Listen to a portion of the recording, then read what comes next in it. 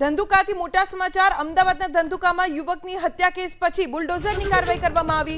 ગેરકાયદે બાંધકામ પર બુલડોઝર ફેરવવાની કામગીરી શરૂ કરવામાં આવી છે અને 20 થી 22 જેટલા ગેરકાયદે બાંધકામો પર હવે બુલડોઝર ફરશે।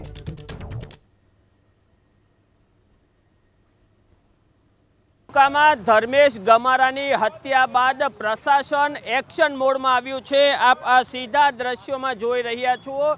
ધંધુકામાં જે ગેરકાયદેસર બાંધકામો છે તેની વિરુદ્ધ દાદાનું બુલડોઝર આજે ચાલશે। જે અસામાજિક તત્વો છે તેને પ્રશાસન દ્વારા કડક ચેતવણી મળી શકે અને ભવિષ્યમાં આવા કૃત્ય ન કરે તે માટે હાલમાં ધંધુકા નગરપાલિકા, માર્ગ મકાન વિભાગ, પોલીસ સહિતની જે સરકારની વિવિધ એજન્સીઓ છે તેમના દ્વારા ડિમોલેશન હાથ ધરવામાં આવશે।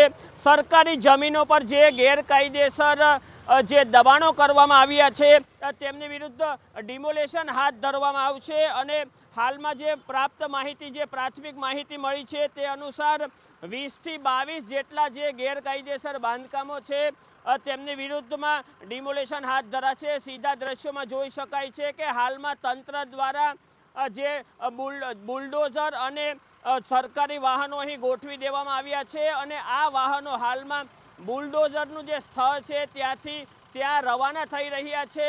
ધંધુકા પોલીસ સ્ટેશનથી ચુસ્ત પોલીસનો કાફલા સહિતના જે વાહનો છે તે હાલમાં જે ડિમોલેશનનું સ્થળ છે ત્યાં જઈ શકાય। આમ કહી શકાય કે અસામાજિક તત્વોને જબ્બે કરવા અને ગુજરાતમાં શાંતિ ડહોળી નાખવા માટે જે તત્વો પ્રયત્નશીલ છે તેને કડક ચેતવણી આપવા માટે હાલમાં આજે જે ધંધુકામાં ડિમોલેશનની કામગીરી હાથ ધરવામાં આવશે। કેમેરા પર્સન અજય પાંડે સાથે ચેતન બામભણિયા, ABP અસ્મિતા, અમદાવાદ।